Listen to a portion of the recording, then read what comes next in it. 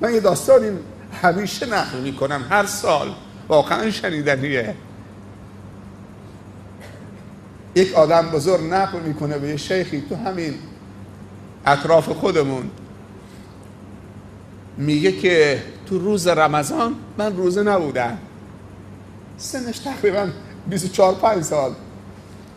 میگه یک پسر بچه کوچک یا دختر بچه 7 ساله 6 ساله سبب توبه من شد.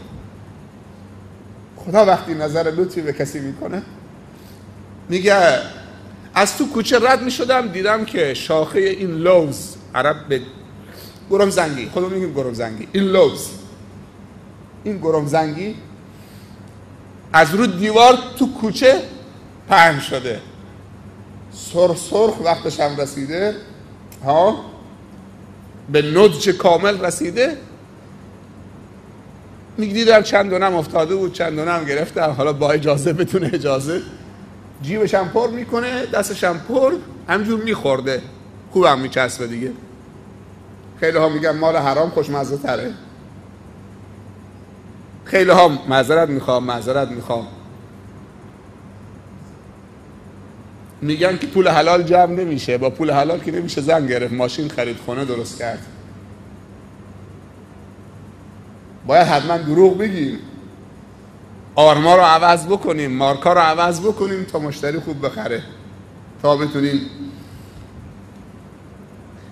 میگه از همینجور میخوردم، یک دفعه از سر کوچه که در افتادم دیدم که یک دختر بچه، حالا یا پسر بچه، چند سال من حالا دیگه، رو پله درش نشسته بود، 6 ساله 7 ساله، شاید هم روزه به گفته خودمون کله گنجشکی بود، حالا کسی نمیدونه. میگه از دور دیدم که نگاه تو دهنم میکنه، اصلا خیره شد رو دهن من. تو دلم میگفتم تو صبر کن به این پله ها مقابلت برسم، چند تا از اون سرخهای قشنگ و اون بزرگاشو بهت میدم، بابا تو صبر کن، دارم میام دیگه. مقابلش که رسیدم دست کردم تو جیبم، 2 تا از همین گرم زنگی های بزرگو گفتم بگیر. یه لحظه مات شد و خیره تو دهان من و تو چشمای من. گفتم چرا نمیگیره؟ من که از بهترین به تو دادم. بعد برگشت به من گفت من روزم. میگه تو روزه نیستی.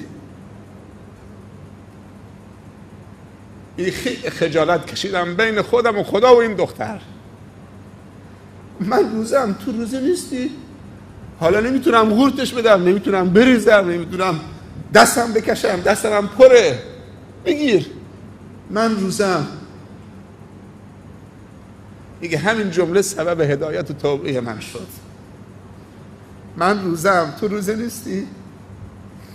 یه 7 ساله به یه 25 ساله میگه. این خیلی خجالت کشیدم. ماه رمضان یک هدیه ویژه هست. روزه خداوند به همه امتها داده، اما ماه رمضان با همه ویژگی‌هاش فقط به امت محمد صلی الله علیه و سلم داده. ماه رمضان تو مکه و مدینه هم خیلی میچسبه. تصمیم بگیرید جوانا با هم ثبت نام بکنن. عمره در رمضان مثل حج همراه پیامبر صلی الله علیه و سلم هست. یک عمره در رمضان مثل حج همراه رسول الله صلی الله علیه و سلم هست. اونجا یه حال و هوای دیگه است. حالا تعدادی از دوستانی که همراهمون بودن اینجا هستن، ولی خاطره ها رو بهتره که از اون نوجوانا و جوانا بشنویم.